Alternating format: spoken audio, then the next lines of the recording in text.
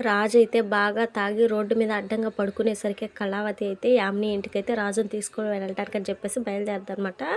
ఇక అప్పుడే యామిని అయితే వాళ్ళ అమ్మా నాన్నతో రాజుని తాగుడికి బానిసం చేసింది నేనే. ఆ కావ్య దగ్గర దక్కని ఫ్రీడమ్ నా దగ్గర దొరుకుతుందని రాజు నన్ను ఇప్పుడిప్పుడే నమ్మడం మొదలుపెట్టాడు.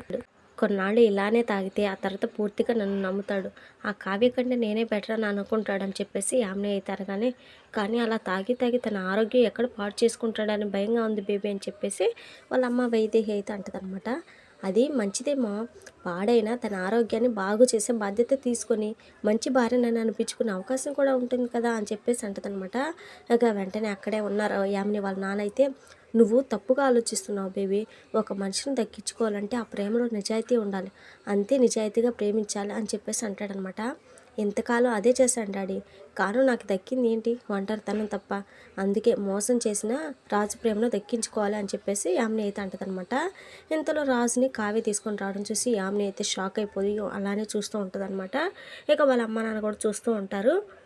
నువ్వు తాగించిన చివరికి కళావతి దగ్గరికి వెళ్ళాడని చెప్పేసి వైదేహి అయితే అంటదనమాట. ఇక రాజు అయితే తూలుతూ మత్తులో అలా పిచ్చి పిచ్చిగా మాట్లాడుతూ ఉండగానే కావ్య అయితే, ఇది మీళ్ళే రండి కొంచెంసేపు రెస్ట్ తీసుకోండి అని చెప్పేసి తీసుకొస్తానమాట. ఇక వెంటనే యామిని అయితే కళావతి వైపు కోపంగా, ఏమైంది, ఎందుకు మా బావతో ఇలా ఆడుకుంటున్నావు అని చెప్పేసి కోపంగా అరుస్తుంది అనమాట. ఇక కళావతి అయితే కోపంగా ఒక చూపు అయితే చూసి బెడ్ మీద ఇక రాజుని అయితే తీసుకొని నడుస్తుంది అనమాట. ఇక అప్పుడే రాజు అయితే, నువ్వు లేని ఇల్లు నాది ఎలా అవుతుంది కళావతి అని చెప్పేసి పడుకున్నాక మంచం మీద నుంచే కావ్య చేయబట్టుకొని, ఎందుకు ఇలా చేసావు, ఎందుకు నన్ను ఇలా బాధ పెడుతున్నావు అని చెప్పేసి అంటూ ఉంటాడనమాట.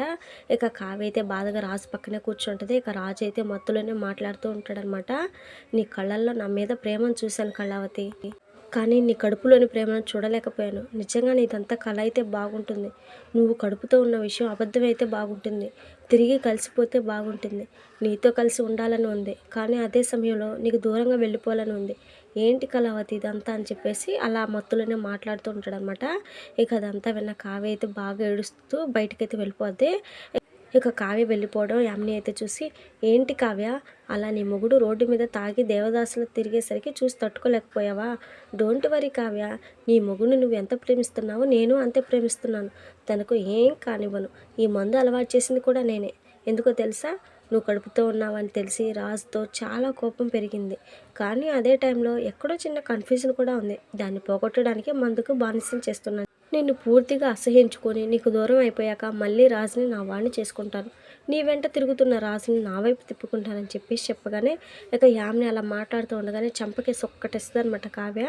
ఎంత ధైర్యం ఉంటే నా ఇంటికి వచ్చి నన్నే కొడతావని చెప్పేసి యామిని అయితే రియాక్ట్ అవ్వబోతూ ఉండగానే వాళ్ళ అమ్మ అయితే ఆపుతుందనమాట. బేబీ బేబీ ఆగు అని చెప్పేసి.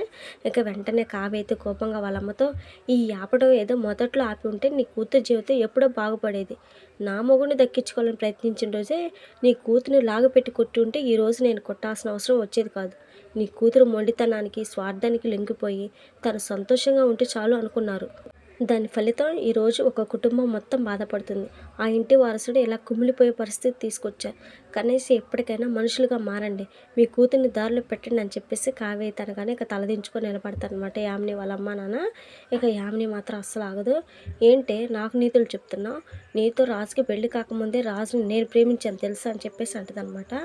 రాతలో లేని రాముణ్ణి కోరుకోవడం వల్లే శూర్పణఖ తన అన్న చావు కళ్ళారా చూసింది. నీ గతి కూడా అంతే, చూస్తూ ఉండని చెప్పేసి కావ్య అయితే వెళ్ళిపోద్ది అనమాట.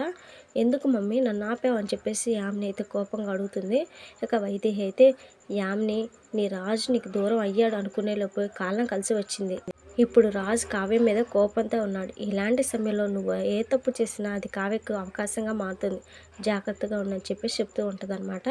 ఇక వాళ్ళ నాన్న మాత్రం, బేబీ నువ్వు తప్పు చేస్తున్నావు, కావ్యది బంధం, నీది స్వార్థం, గెలవలేవు, ఓడిపోతావు. ధర్మం మీద అధర్మం గెలిచినట్లు ఏ పుస్తకాల్లో లేదని చెప్పేసి కోపంగా వెళ్ళిపోతాడనమాట. ఇక యామిని మాత్రం వాళ్ళ నాన్న మాటలు అస్సలు పట్టించుకోదు. ఇక కావ్య అయితే బాధగా ఇంటికి రావడం గమనించిన ఇంద్రాదేవి అపర్ణాదేవి అయితే ఇద్దరు కావ్యనైతే ఆపి ఏంటి అని చెప్పేసి అడుగుతారనమాట.